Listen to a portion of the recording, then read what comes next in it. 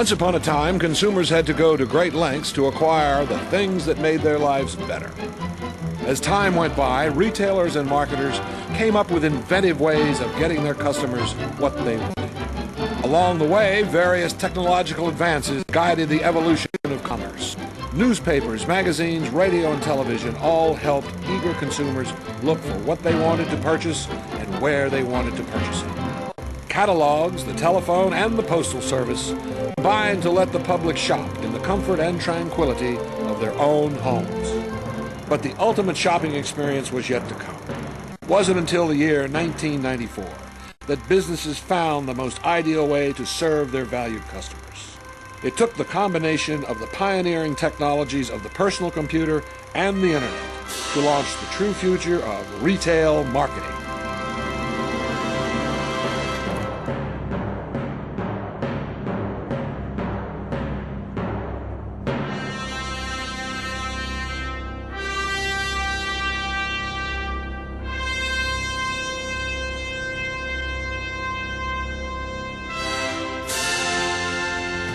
Pull up a chair, grab your mouse, and avoid the crowds by shopping at home online. About 4 million American families will buy some of their gifts online for the first time this holiday season.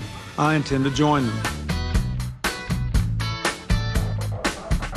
During the early days, it really was the wild, wild west. There were companies and there were individuals in those companies that knew there was something big on the horizon. I think we felt like we were very much in the beginning of something huge. I was at one of my large merchant clients, and he said, well, they're doing this deal, and the deal's $10 million, and he turned over a napkin and he scribbled out the metrics of doing it, and at the end of the day he goes, well, this will never work, but we have to do it anyway. Some of the people in our own company, could not believe that somebody would actually take out a credit card and purchase something over a computer. One of my first memories is when I went to our CEO to ask for the opportunity to explore this medium. He sort of looked at me and said, well, okay, you can do it, and you can have this little office like next to the janitor's closet, and you can have one person and no budget. My early days of e-commerce I think about as being held together with duct tape. Our internet site consisted of 6 Power Rangers and a 1-800 number which you could call your order in. The internet came, and there were no people yet. We really had to fight for credibility, and we had to evangelize not only within our own companies, but within the larger retail industry and marketplace. A lot of things in the early days didn't work. The shopping carts didn't work, all the orders didn't go through. I cannot tell you how many times we had to spell out http://www.espnnet.sportzone.com. And at the end of that, people looked at us like we're from outer space. We had about 7 of us in the office standing around a 15-inch monitor, and we sat there waiting for the bouquet to render on the screen. And line by line, We had 3 orders the first day that we were really in business. by line, And we sold $92 worth of product. by line. Truly, it must have been 10 minutes it took for this image to appear on the screen. It actually created a spirit of being a pioneer, of building something, and there was a real camaraderie around it. But people did come, and they came in record numbers. It was just a matter of time. The industry turned out to be a valuable and viable business and wasn't just a passing fancy. I would say on behalf of the industry, I think surviving the burst of the bubble is a pretty significant accomplishment. There's a lot to be said for surviving in this, not giving up. We took just good, sharp people who wanted to learn, and we put them in the right environment, and they flourished. I think we've innovated really well and come up with some amazing new technologies and processes and products, and have changed the way the world buys. And it still feels like we're kind of at the beginning, and there's still a lot more to go. We've just scratched the surface, quite frankly.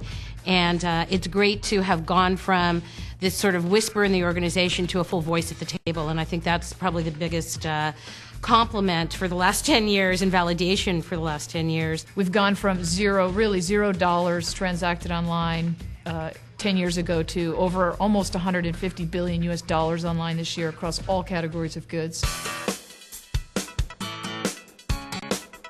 We're still in that early stage, and that there's continues to be a lot more innovation that has yet to come. We've become more sophisticated, we've become more experienced, we've become more scientific, and interestingly, I think we've become more creative as we've gotten more scientific. We love new ideas. This industry gobbles them up, and however you can contribute to where we all need to go, it's good for us all. I really think e-commerce, the future is faster. If you look back 5 years ago and look back today and look at the difference, just imagine 5 years from now. I see this as being a catalyst that will help convert our economy into a different kind of economy in the future. I think the future holds more of what we had in the past. There's change.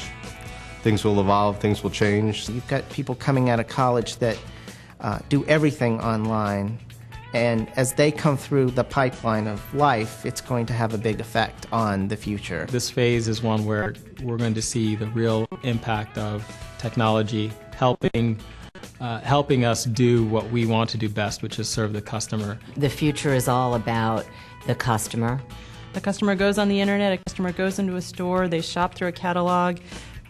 They're a customer, and we need to reach them wherever they are. I was talking to a couple other friends who were back in '95 were around doing this, and we all just kind of said, hey, we were right. This thing is really as big as in fact, it's bigger than we thought. I don't think we're in the first inning, but it's maybe the top of the second. I think I'm most proud of being part of something that's changed so many people's lives. We did all right. We did all right.